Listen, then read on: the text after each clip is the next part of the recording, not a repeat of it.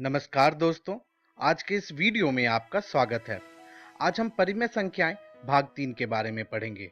आज के इस वीडियो में हम सबसे पहले यह जानेंगे कि दिए गए किसी भी दो संख्याओं के बीच अन्य परिमेय संख्याएं किस प्रकार ज्ञात किए जाते हैं, और इसके बाद हम यह जानेंगे कि दिए गए परिमेय संख्याओं के बीच योग यानी कि जोड़ किस प्रकार किया जाता है, और अंतिम में हम यह जानेंगे कि दिए गए परिमेय संख्याओं के बीच हम व्यवकलन यानी कि घटाव किस प्रकार कर सकते हैं।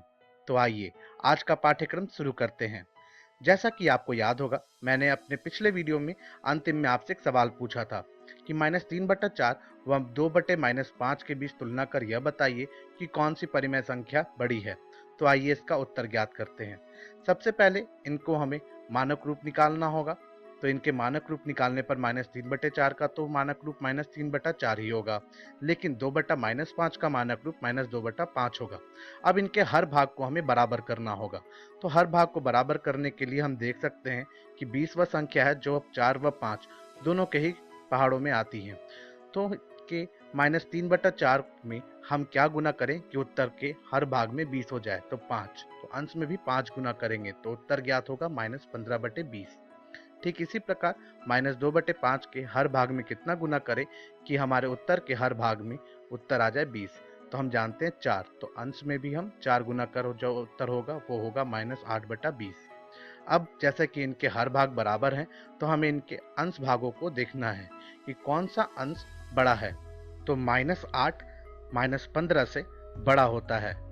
तो -8/20 वाली परिमेय संख्या कौन सी थी? तो -2/5। तो हम कह सकते हैं कि -3/4 से 2/-5 बड़ी परिमेय संख्या है। आइए अब हम दो संख्याओं के बीच परिमेय संख्याएं निकालना सीखें। जैसा कि हम जानते हैं कि दिए गए किसी भी दो पूर्णांकों के बीच कई परिमेय संख्याएं होती हैं। ठीक इसी प्रकार किसी भी दिए गए दो परिमेय संख्याओं के बीच और भी परिमेय संख्याएं हो सकती हैं, और आज हम यही परिमेय संख्याओं को ज्ञात करना सीखेंगे। तो आइए इसे हम एक उदाहरण से समझें। उदाहरण के लिए हम दो परिमेय संख्याएं यहाँ पर लेते हैं, -3/5 व -5/7। अब हमें इनके बीच करीबन करीब 3 परिमेय संख्याएं ज्ञात करनी है। तो इसके लिए सबसे पहले दिए गए परिमेय संख्याओं के हर भाग में हम यह देखेंगे कि यह बराबर है कि नहीं। अगर नहीं है तो इनको बराबर करने की प्रक्रिया के बारे में हम जानते हैं कि इनके पहाड़े में हम वह संख्या ढूंढेंगे जो दोनों के ही पहाड़ों में आती हो। तो 35 वह संख्या है जो 5 व 7 दोनों के ही पहाड़ों में आते हैं। तो हम सबसे पहले -3/5 के हर भाग में वह संख्या से गुना करेंगे कि उत्तर में 35 हो जाए। तो हमें मालूम है 5 में अगर हम 7 गुना कर दें तो उत्तर 35 होगा। तो अंश भाग में भी हम 7 गुना करेंगे। तो -3 में 7 गुना करने से उत्तर ज्ञात होगा -21/35। ठीक इसी प्रकार -5/7 के हर भाग में कितना गुना करें कि हमारे उत्तर में हर भाग में 35 आए, तो उत्तर होगा 5। तो हम अंश वाले भाग में भी 5 गुना करेंगे, तो -5 गुने 5 हो जाएगा -25। अब आप देख सकते हैं कि इनके हर भाग बराबर हो गए। तो अब हमें क्या करना है, इसमें थोड़ा सा बदलाव है। सबसे पहले हम -21 से लेके -25 वाली संख्याओं के बीच वाली संख्याएं लिख लेंगे, और उनके हर भाग में भी हम वही संख्या लिखेंगे जो हमारे उत्तर वाले में है। तो -21 से लेकर -25 तक अगर हम बढ़ें तो हमें दिखेगा कि -21 के बाद आता है -22, और हर भाग में होगा 35। -22 के बाद -23 और हर भाग में 35, और ठीक इसी प्रकार -23 के बाद -24 और हर भाग में 35। तो यह हो गए हमारे 3 परिमेय संख्याएं -21/35 व -25/35 के। तो हम कह सकते हैं कि यही हमारे उत्तर होंगे। तो कितना आसान था ना यह परिमेय संख्याओं को निकालना। तो अब आपके लिए एक सवाल है कि आपको 1/3 एवं 1/4 के बीच 4 परिमेय संख्याएं निकालनी है। आप इसका उत्तर ज्ञात कीजिए और मैं आपको इसका उत्तर आगे इस वीडियो में दूंगा। तो आइए अब हम परिमेय संख्याओं के बीच योग करना सीखें। जैसा कि हम भिन्नों में करते थे कि अगर हमारे हर भाग बराबर हैं तो हम अंश भागों को जोड़ देते थे। ठीक इसी प्रकार अगर हम यहाँ उदाहरण में देख लें तो हमारे दोनों ही उदाहरणों में हर भाग बराबर हैं, तो हम इनके अंश भागों को जोड़ लेंगे। तो उत्तर में जो हमारा हर भाग है वही हम उत्तर के भी हर भाग में लिखेंगे, और अंशों को जोड़ना है तो -4 जोड़ 3। तो बताइए -4 जोड़ 3 करने पे उत्तर क्या आएगा? अगर आपका उत्तर -1 है तो आप बिल्कुल सही हैं। जी हाँ, तो -4/5 जोड़ 3/5 का उत्तर -1/5 होगा। लेकिन हम तब क्या करेंगे जब दिए गए परिमेय संख्याओं को जोड़ना हो और उनके हर भाग बराबर नहीं हो? तो हमें ठीक उसी प्रकार चलना है जैसे हमने अभी तक हर भागों को बराबर करने के लिए किया है। तो हम 3 व 7 के पहाड़े में वह संख्या को ढूंढेंगे जो दोनों के ही पहाड़ों में आती है। तो आप देख सकते हैं कि 21 वह संख्या है जो 3 व 7 दोनों के ही पहाड़ों में आती है। तो हम दोबारा दिए गए परिमेय संख्याओं को लिखेंगे और उनके अंश व हर भाग में उतना ही गुना करेंगे जिससे कि हमारे उत्तर वाले हर भाग में भी 21 आ जाए। तो 3 में हमने 7 गुना किया तो 21 आया और 7 में 3 गुना किया तो 21 हुआ। तो हम उनके अंश वाले भाग में भी उतना ही गुना करेंगे जितना कि हमने उनके हर वाले भाग में किया है।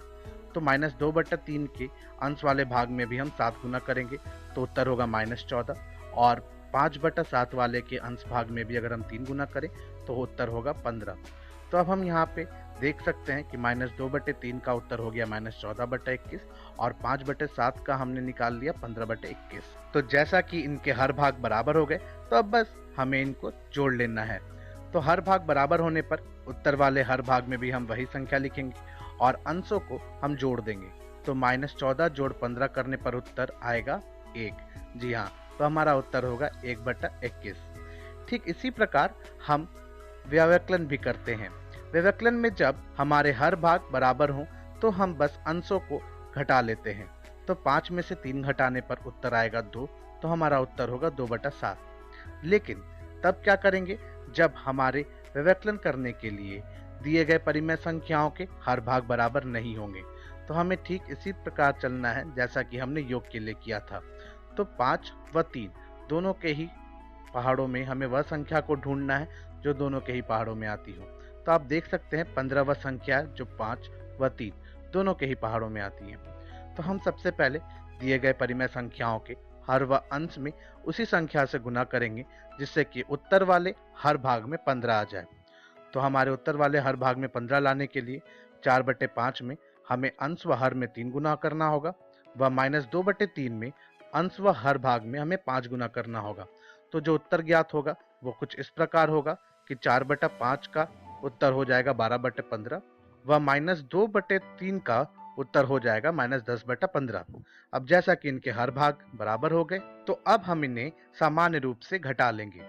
तो 12/15 से हमें व्यवकलन करना है -10/15 का। तो उत्तर के हर भाग में भी 15 ही होगा और हमें अंशों को आपस में घटाना है। तो 12 घटाना है हमें -10। तो हमें जैसा कि मालूम है कि माइनस और माइनस जब 2 बार आ गए तो यह कुल जोड़कर एक साथ प्लस हो जाएंगे। तो हमारा जो उत्तर होगा वह 12 जोड़ 10 का आएगा। तो 12 जोड़ 10 करने पर जो उत्तर ज्ञात होगा वह कुछ हमें 22 होगा। तो जो हमारा उत्तर होगा वह होगा 22/15। था ना यह भी आसान?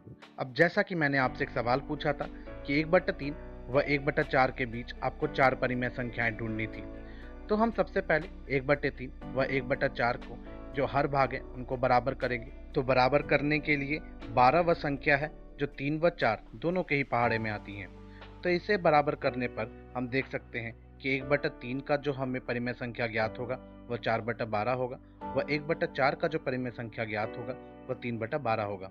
लेकिन यहाँ 4 व 3 के बीच अगर हम देखें तो कोई संख्या और नहीं आती। तब हम क्या करेंगे? तो जो हमें परिमेय संख्याएं ज्ञात हुई हैं उनमें हम अंश व हर दोनों में ही 5-5 और गुना कर लेते हैं। तो और गुना करने पर हमें 20/60 ज्ञात होगा व 15/60। अब आप देख सकते हैं कि 15 व 20 जो हमारे अंश भाग हैं उनके बीच और भी कई संख्याएं होती हैं। तो हम बोल सकते हैं कि 15/60 व 20/60 के बीच जो और परिमेय संख्याएं होंगी वह 16/60, 17/60, 18/60 व 19/60 होंगी। अब आपके लिए एक सवाल है कि -1/6 एवं 3/7 को जोड़कर यह बताइए कि उत्तर कितना होगा। आप इसका उत्तर अपने घर पर ज्ञात कीजिएगा और मैं आपको इसका उत्तर अगली वीडियो में दूंगा। तो आज के इस वीडियो में हमने सबसे पहले यह जाना कि दो संख्याओं के बीच परिमेय संख्याएं किस प्रकार ज्ञात किए जाते हैं। इसके बाद हमने यह भी जाना कि परिमेय संख्याओं के बीच योग किस प्रकार किया जाता है और अंतिम में हमने यह जाना कि परिमेय संख्याओं के बीच व्यवकलन किस प्रकार किया जाता है। अब अपनी अगली वीडियो में हम सबसे पहले यह जानेंगे कि परिमेय संख्याओं के बीच गुणन किस प्रकार किया जाता है। इसके बाद हम यह भी जानेंगे कि परिमेय संख्याओं के बीच विभाजन किस प्रकार किया जाता है और इसके बाद यह जानेंगे कि व्युत्क्रम क्या होता है और अंतिम में हम परिमेय संख्याओं के योज्य प्रतिलोम के बारे में भी सीखेंगे। तो हम अपनी अगली वीडियो में मिलते हैं।